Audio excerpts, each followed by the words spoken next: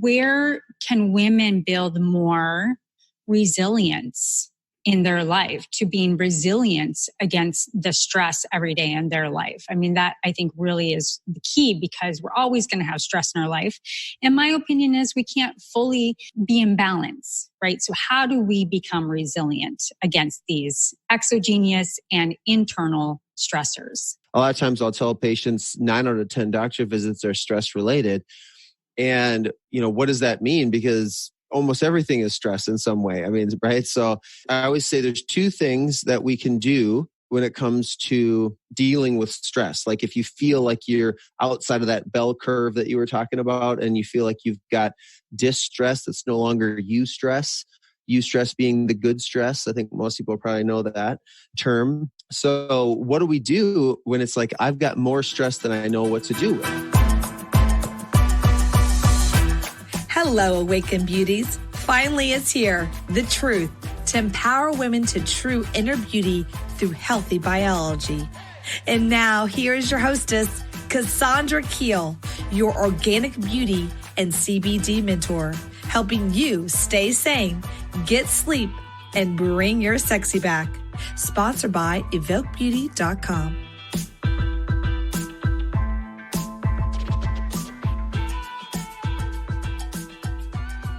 Hello, Awaken Beauty, and thank you for joining me. I am Cassandra, your organic beauty and CBD mentor. And welcome to the Awaken Beauty podcast. Today, we're going to be talking about stress, the key types of stress, with Dr. Chris Frykman. I've known Chris for about 10 plus years, where we first met in functional medicine seminars, and our lives have kind of come and interweaved ever since then. So I'm very excited to have Dr. Chris on the show today.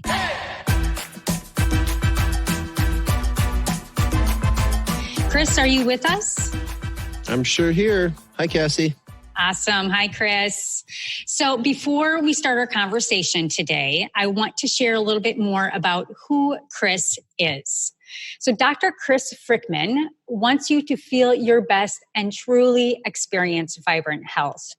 Dr. Chris brings the best of both worlds, holding degrees as an RN and a doctor of chiropractic. Dr. Chris is highly knowledgeable in the practice areas of functional medicine, functional neurology, a certified clinical nutrition, and applied kinesiologist, and is a certified triathlon coach. Chris identifies the obstacles keeping you from experiencing true health and helps you do what it takes to achieve it by using a natural, holistic, brain-based approach to solve any health problem so you can live your life at its best. I don't know, Chris. I'd have to say, wow, is there anything that you don't do? And I just want to kind of warm up this brilliant female audience that you are a lack of no estrogen in your home. Am I correct on that?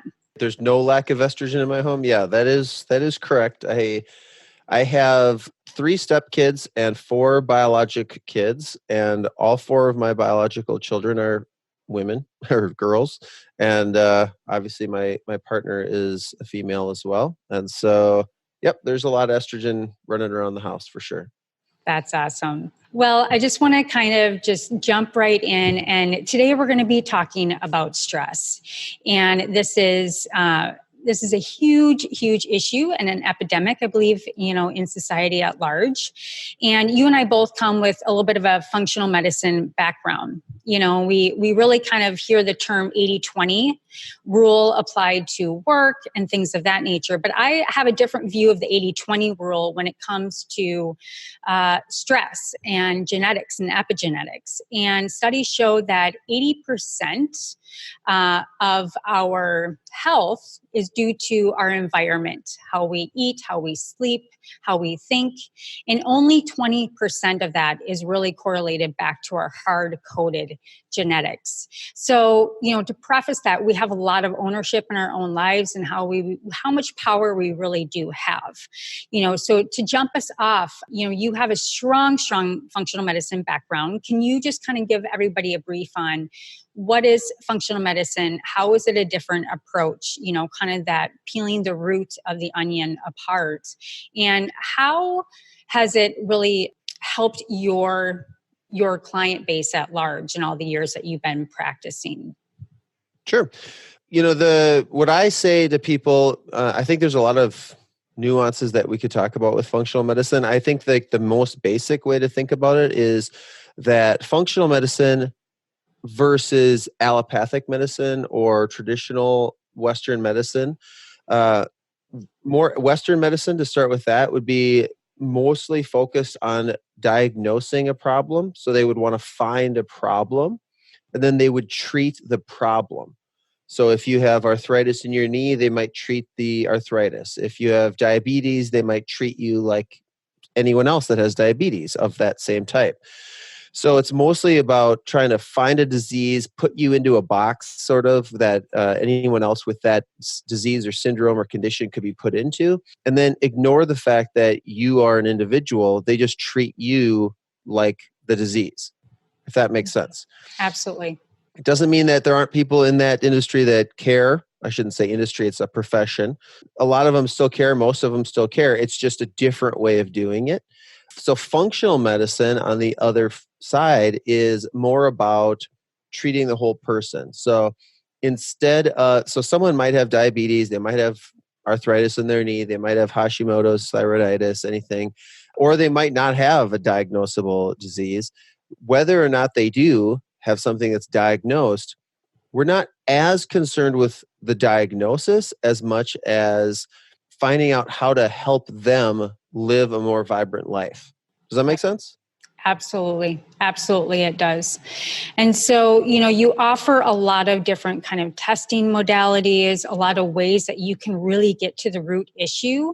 That's one of the assets that functional medicine brings, and a really different approach for a patient, really. So you can really get down to the nuances. Can you talk a little bit about kind of what are some key areas of testing that you can use and what you like to use within your practice to help women kind of get to the root of whatever the ailment or the issue is?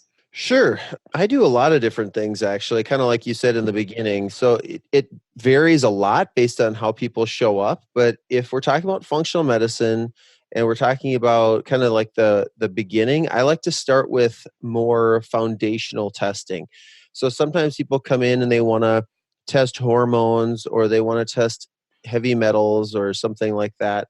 And I like to start a little bit more foundationally, and I like to rule out some things that an allopathic physician might diagnose as a problem, like dysglycemia or anemia, or thyroid issues, things of that nature. Because what I've found by being taught by some amazing teachers, as well as just through clinical expertise over the course of about 15 years I've been in practice, what I've found is if you do have some of those issues that I mentioned or some other ones, then it's really hard. Let's just say anemia, for example. That would mean like there's not enough oxygen getting to your blood, your brain, some other tissues.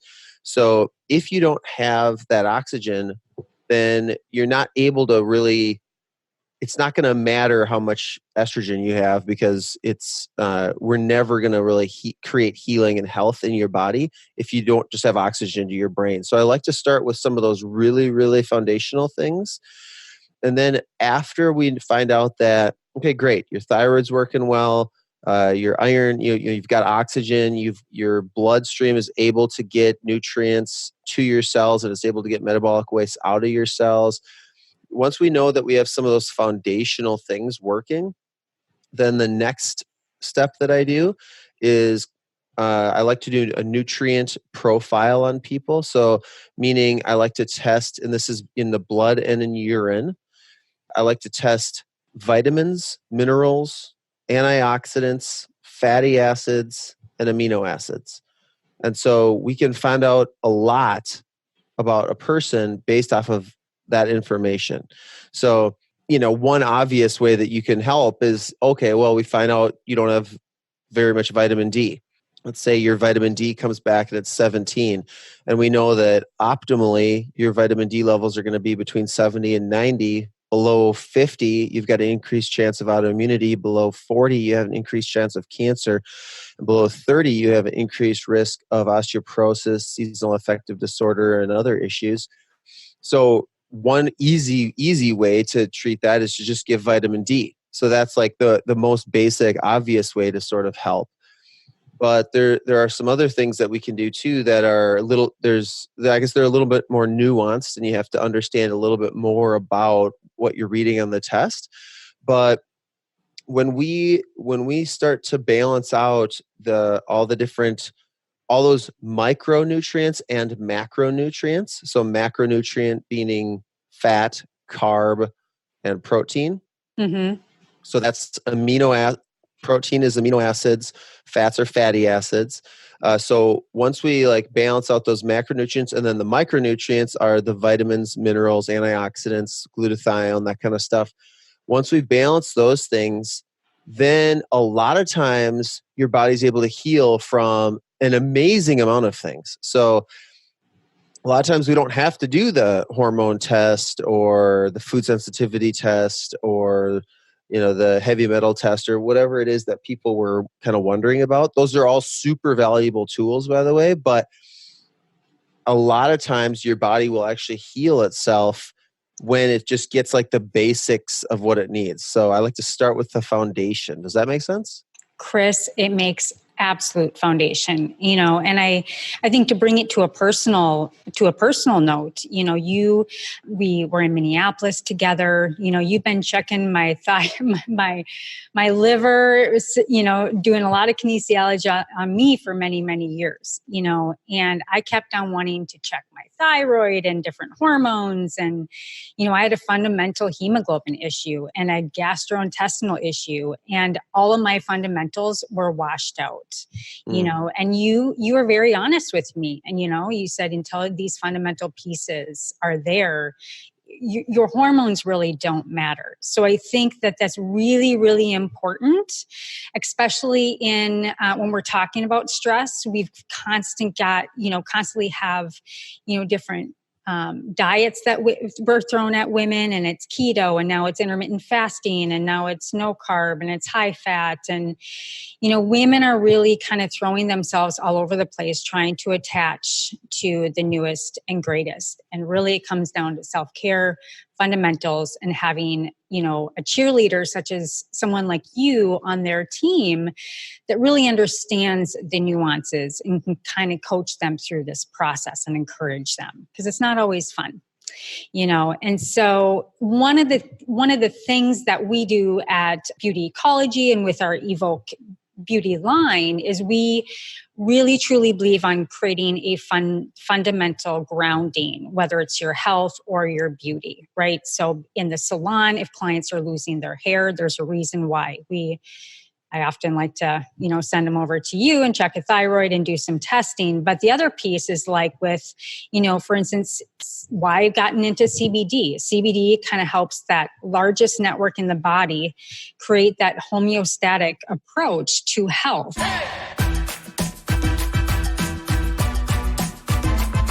Now, we've talked about the fundamentals, but what are the kind of two key areas of stress that, you think are really important for women to understand, both externally and internally, and how we can really look at and view stress differently? Oh, man. I'm not sure if I know where to go with that. I feel like I could say anything to that. Two areas of stress. So, what are some of the, external and internal areas of stress? We've talked about... there's chemical stressors, physical stressors, emotional stressors. Is that the kind of... I think that's exactly where I'd like to go with this. What are the chemical stressors in our life? What are the thoughtful stressors? What are the different areas of stress that affect us versus... Okay, well, yeah, so that's an interesting conversation, and I'll try to be succinct about answering it. But the interesting thing is in the body, it doesn't really matter. So there are all these different kinds of stressors, and we could call something's a chemical stressor, something's a physical stressor, you could use any adjective. Something's an educational stressor, something's a environmental stressor, whatever you want. But inside the body, it kind of doesn't matter. You have two sides of the nervous system in terms of stress, and one side is called the parasympathetic side, and the other is called the sympathetic side. And the sympathetic nervous system really gets ramped up, and that drives that whole, the pituitary, thyroid, adrenal axis thing that you know about. That's the stress response. That's also the fight or flight side. That's the nickname for the sympathetic nervous system. Having a lot of sympathetic tone is the same thing as saying, I'm in fight or flight. Does that make sense so far? Absolutely. Okay. And then the other side is the parasympathetic side. That's the rest and digest side of things. So that's where healing, growth, recovery, all that kind of stuff takes place. So, whether you just smoked a carton of cigarettes, and you gave yourself a chemical stressor, whether you didn't eat anything for 5 days, you were on some kind of fast, whether that was because you don't have any money or access to food, or because you thought it'd be a good, healthy idea to do that because you read that on a blog or whatever, that's a stressor. And that's going to make your body do certain things. You're going to release more cortisol. You're going to utilize glucose differently. So you're going to go into a stress mode regardless of whether you're fasting, if it's because you just ran a marathon, if it's because your spouse just left you. Whatever the stressor is, it's really just, where are you on that spectrum of the parasympathetic sympathetic spectrum? Yeah, I love that. And there's a visual I can share in the show notes, and it's called the stress curve. So on the far left and to the far right, there's this sweet spot in the stress curve, Sure. And we need stress in our lives, right? Cortisol gives us life in a certain pattern that we need to get up in the morning, to run from the bear, et cetera, et cetera. So, if we're too low, we're depressed. We don't want to get out of bed. And if we're too high, we're anxious and we have anxiety. So this brings me to, where can women build more resilience in their life, to being resilient against the stress every day in their life? That I think really is the key, because we're always going to have stress in our life. And my opinion is we can't fully be in balance, right? So how do we become resilient against these exogenous and internal stressors? Right. So that kind of goes back to a conversation we were having about, a conversation that I have with clients sometimes when we talk about stress, because a lot of times I'll tell patients 9 out of 10 doctor visits are stress related. And, what does that mean? Because almost everything is stress in some way. Right. So I always say there's two things that we can do when it comes to dealing with stress. Like if you feel like you're outside of that bell curve that you were talking about, and you feel like you've got distress that's no longer eustress being the good stress. I think most people probably know that term. So what do we do when it's like, I've got more stress than I know what to do with? So the two things that you can do are, one, you can reduce how much stress you have. And it almost sounds trite to say it, because most of the time it's like, oh yeah, thanks a lot, doctor. Well, I can't, I've got 3 kids. I'm not going to not have 3 kids. I have this job. I might actually like my job, but I'm just working really hard at my job, and there's nothing I can do to change that right now. I have to work really hard at my job. That's, or maybe I choose to work really hard at my job. Whatever it is, a lot of times it's harder to reduce the amount of stress that you have than it is to do the second thing, which is build a resiliency to the stress. Mm-hmm. So they're both very, very helpful. So I just always like to highlight that you can do both. If you have a way that you can reduce the amount of stressors that you have in your life, then that can be a very, very effective tool in dealing with stress. So for example, if somebody is really stressed, this is just an example, but I'm just making this one up right now because I just happened to mention fasting because fasting is a stress on our body.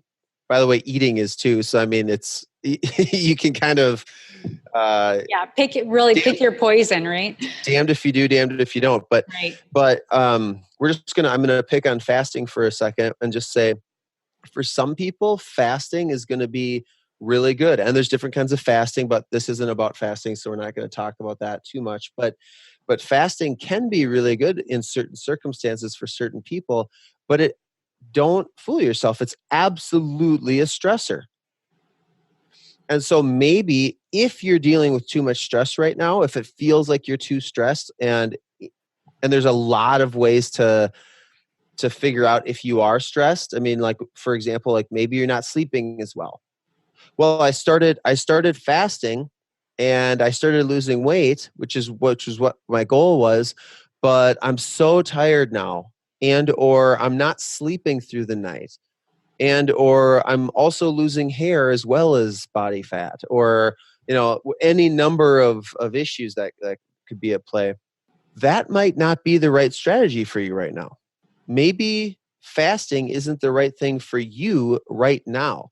You mentioned a couple minutes ago, like all these, should I be paleo? Should I be vegan? Should I be keto? Should I be, not eat any lectins? Should I, what should I do? And almost all of the diets have some merit for some people sometime. That's why they're there. That's why people write books about them. And, there's people that really encourage you to follow that strategy. I haven't written a book yet, but I'm guessing that it's easier to write a book that says everyone should do this and this is why it's so good. I think it's probably easier to write a book like that instead of like, you could think about doing this. I mean, it's probably doesn't sell as many copies than it sells more copies if it says like, do this and then you'll look like this supermodel or whatever. Like it's harder to communicate in sort of the reality of having. Yeah. So on that topic, you see a lot of women and a lot of men come in, on these different variables of what they're trying and what they're doing.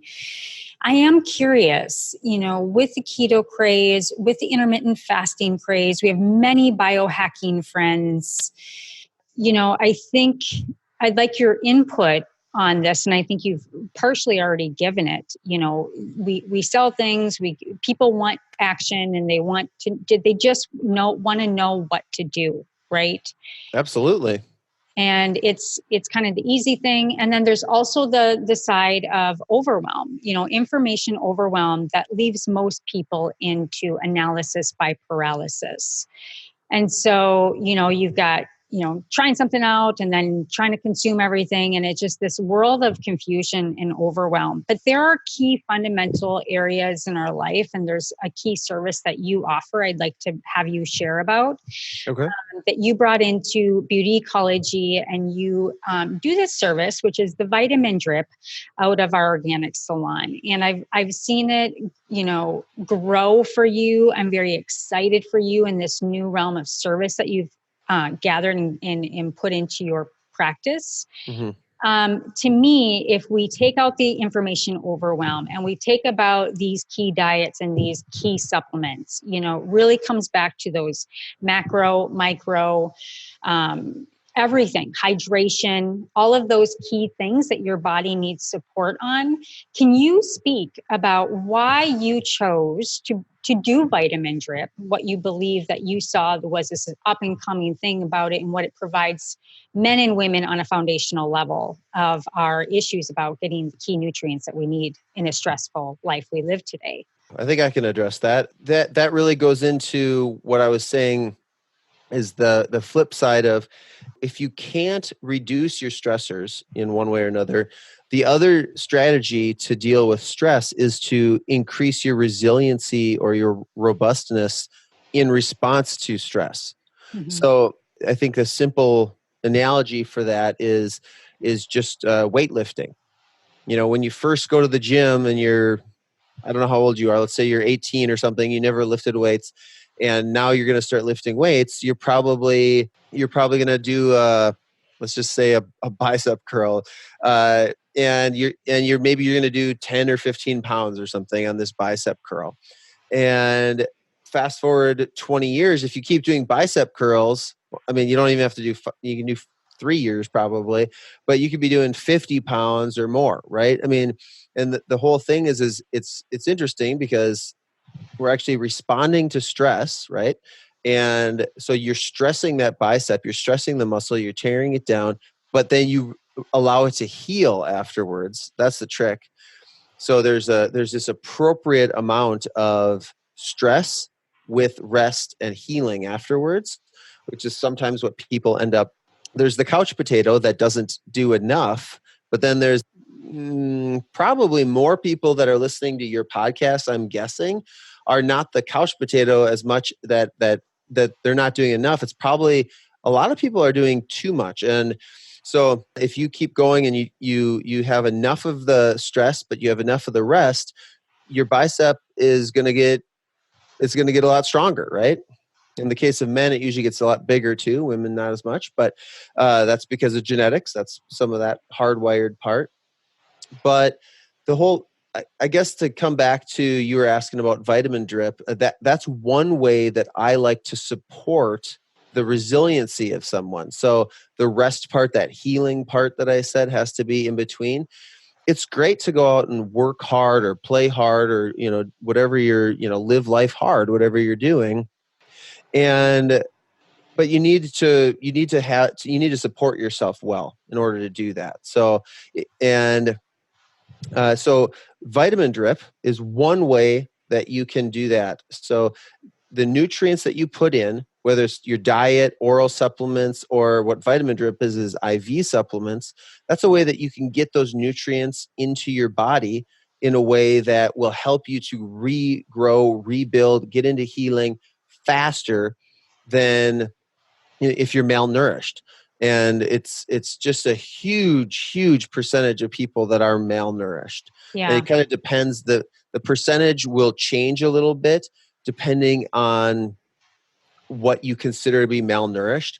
But there are plenty of studies out there that show things like 99% of people are deficient in at least one of these key nutrients. So I mean, basically almost everybody is malnourished in some way.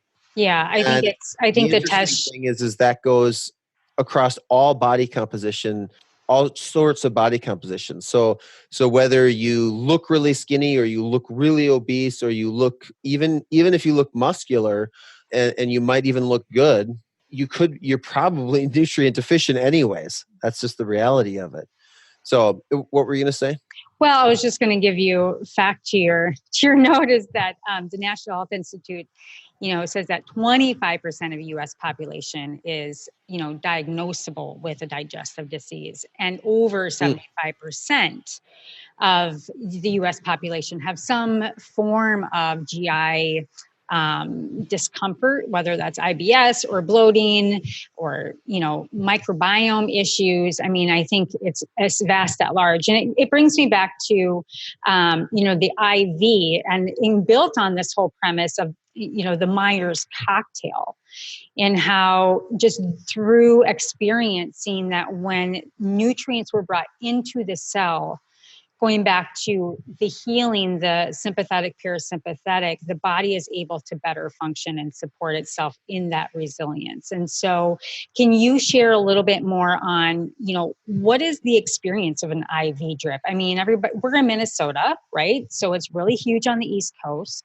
It's really huge on the West Coast. It kind of got its popularity because people would go get sloshed, right? And then wake up the next morning and go get a drip. So that's one way to use that technology. Can recover from over abusing alcohol. But I've seen men and women of all kind come into our room, and some from cancer to just wanting to optimize their health and their athleticism and their performance, to women with adrenal fatigue and just at their bottom. So there's something that's going on, and there's a myriad of ways that you provide this service. But at a fundamental level, what can someone expect when they go in to get a drip from you? Well, they can expect to get 100% of the nutrients that we're putting in delivered to their cells. So I think that's the kind of the promise of IV nutrient therapy. That's sort of just beats everything else in terms of nutrition. It does not replace a healthy diet. In my mind, it doesn't even really replace oral supplementation, although it could replace some of that. But there's still a lot of oral supplements that I recommend for different people, depending on what their situations are, what their goals are. There are some things that we can't put in nutrient IV, but the strong thing about IV nutrition is that what is in there is 100% bioavailable. So there's a study that I like to cite that shows that magnesium in the IV is 10 to 12 times more bioavailable than any form that you can get it in orally. Wow. So to put that into numbers, a lot of our formulas will have about 400 milligrams. The different formulas vary, but a lot of our formulas will have 400 milligrams of IV magnesium, along with a bunch of B vitamins, C, calcium, and some of them have amino acids, all kinds of trace minerals. But just the magnesium for a second, if we put in 400 milligrams, you're actually going to get 400 milligrams. Now, just to paint the picture, if you put 400 milligrams into your body by your mouth, if you're in that top 20-25% of people that has a really good functioning digestive system, you're going to get somewhere in the neighborhood of 30 to 40 milligrams actually delivered into your tissues. Mm-hmm. And if you're in the 75% of the population that does have some kind of digestive complaint, you're looking at anywhere from 0 to 30, So yeah, it's really huge. It's absolutely huge. So for people that have digestive issues, which there are a lot of those people.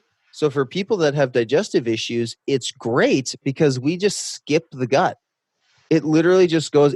Now you still have to address the gut health. You still have to do that, and you still have to get to where you're eating a healthy diet, and there's a bunch of things that have to be addressed. It's not a cure-all, but man, does it help. It's such an awesome tool to be able to use while you're healing that gut, to go in and really get those nutrients, just some of those key nutrients. Like I said, some of the basics, like all those different B vitamins, like a methylated B12 is so helpful for a lot of people. Vitamin C, just super, super powerful.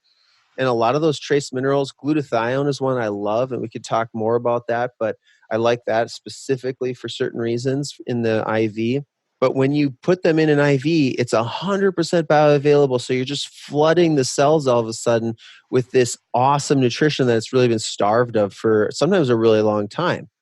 Yeah, I think that's really valuable information. And I think my focus, on summarizing what you just said is the transport of nutrients is becoming also an epidemic within the nutraceutical world, pharmaceutical world, et cetera, et cetera. And that's what I love about the vitamin drip and what you do is because it does skip through the gut. Same with CBD.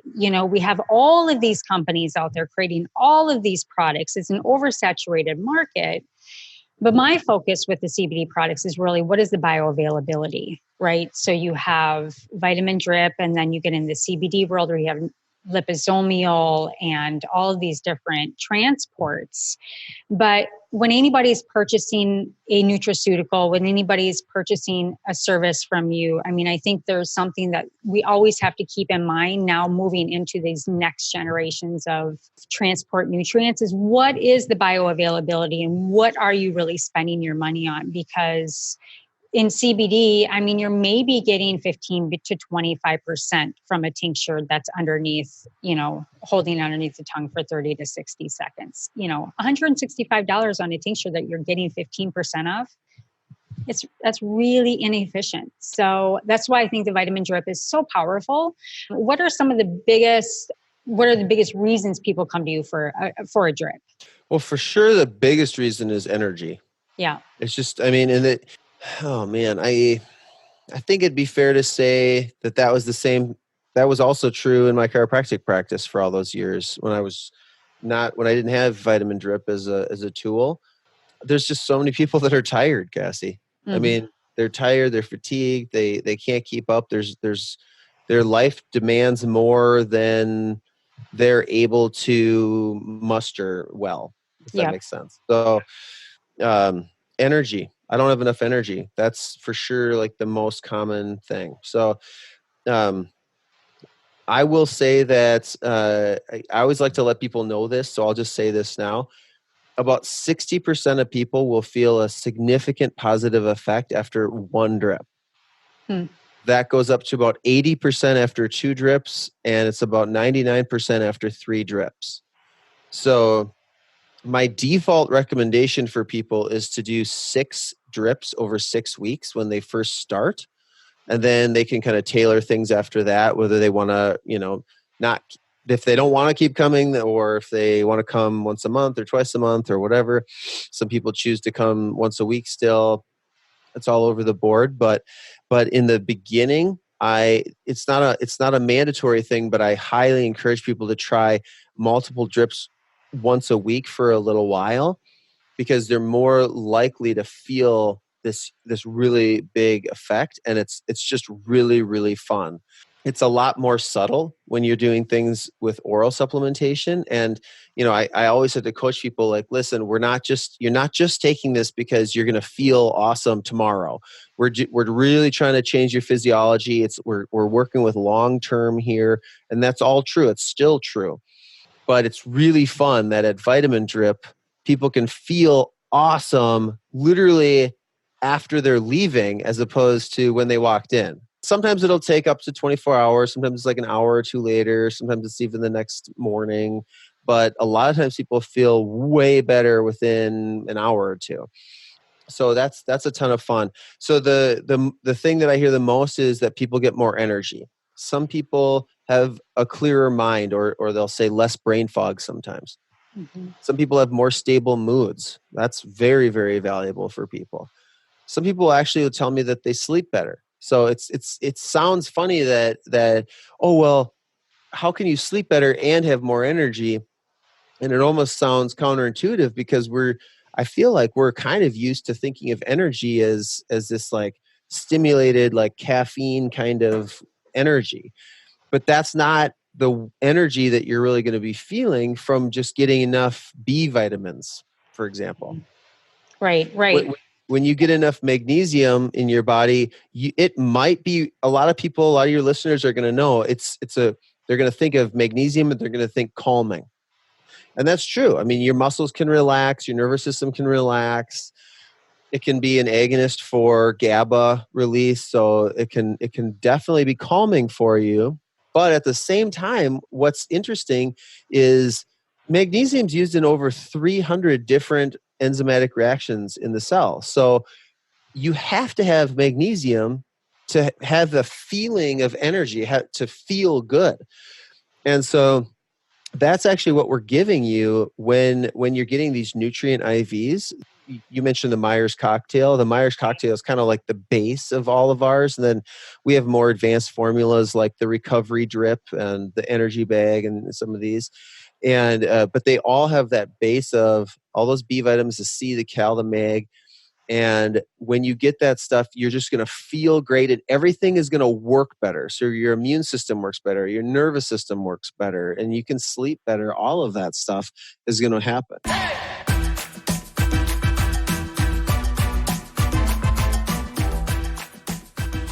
And the person that should not do a vitamin drip, 2 seconds on that. Oh, yeah. Well, anybody that wants to do a drip is going to have to go through our health questionnaire. And some of the big ones are congestive heart failure, recent heart attack, liver disease, kidney disease, pleural effusion, pulmonary edema, things like this. So it doesn't mean that people like that can't. So if somebody had congestive heart failure, I'm not saying that they could never, ever have an IV, but we at Vitamin Drip just don't do that, right? So we are Vitamin Drip. We're really, really proud of this. Collectively, we've done over 1 million bags with 0 serious adverse reactions. So we're really, really safe. We're all about that do no harm first kind of idea. So along that same line, we're not going to drip some people that are a little bit higher risk that could maybe get an IV if they're at an emergency facility like a hospital, where they can, if they have like a really serious problem, then they can, break out the paddles or something and, or whatever they need to do. Right. So we only do it if it's very, very safe. We verify that ahead of time. And we don't do all the nutrients that could be dangerous. And iron is the one that I always kind of use as an example, because a lot of people know of iron. A lot of people know that you have to have some iron, and it's very important to have iron. At the beginning of our talk, I even mentioned if you have anemia, and one kind of anemia is not having enough iron, so you can't make red blood cells properly. If you don't have enough iron, then you're going to have problems doing almost everything. Mm-hmm. But at the same time, giving iron in an IV, it has a little bit more risk to it.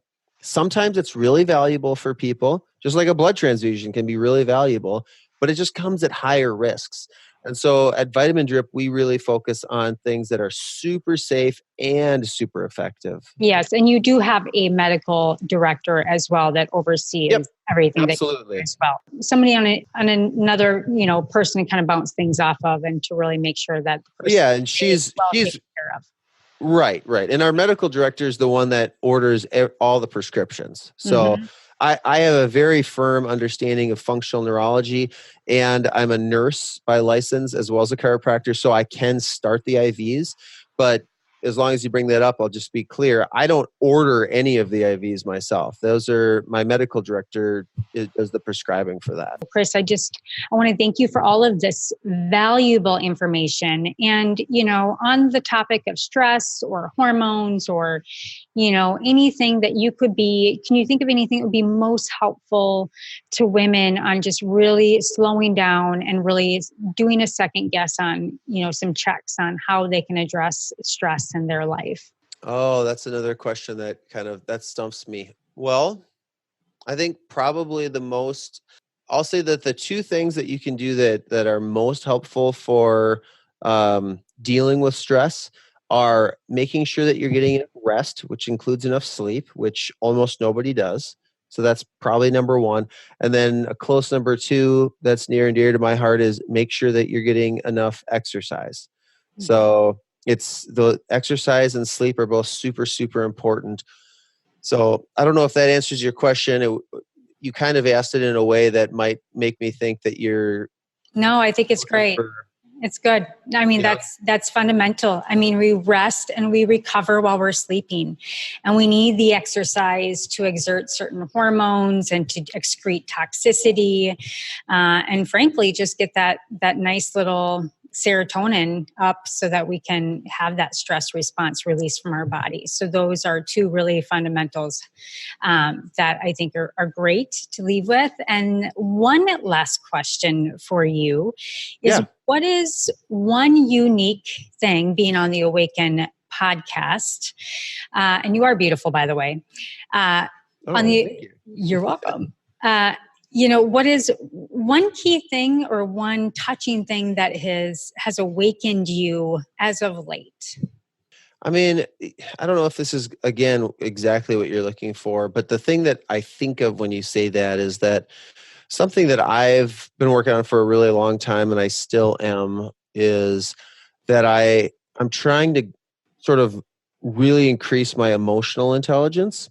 So I'm trying to move a little bit slower through my day in terms of emotionally. So if something happens that makes me want to be reactive, I'm trying to slow down, and instead of just reacting right away, I'm trying to let it process and figuring out how it's actually making me feel inside, and then how do I want to react from that position. And I mean, for me, it's easier said than done, but that's a big thing that I'm working on right now.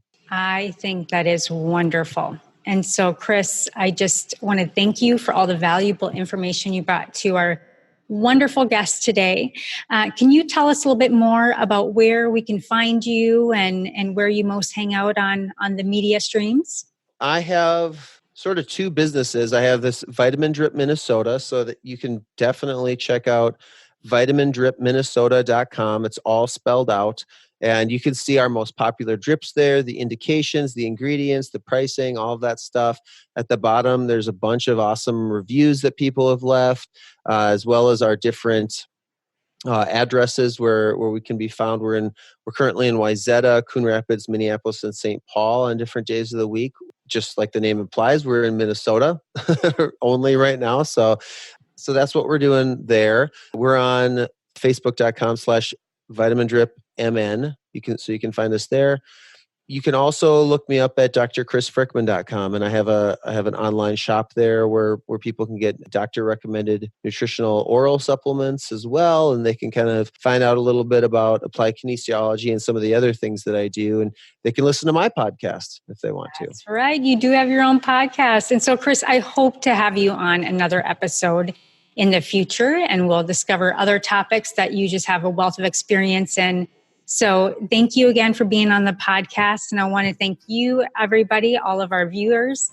Make sure you subscribe wherever you listen to a podcast, and make sure you leave us a review, because only then, if you leave your aha there in that place, other women can discover what you discovered and begin to take action on living a better life, awakened, and to get their sexy back. Thank you again for joining the Awaken podcast. Hello, Awaken Beauties. Thank you for joining Cassandra today. Were you inspired to bring your sexy back? Please like and subscribe wherever you listen to podcasts. Interested in high-quality natural products for your hair, skin, and wellness? Please visit evoquebeauty.com. Again, that's evoquebeauty.com. EVOQ Beauty.com. Until next time, stay sane, get sleep, and bring your sexy back.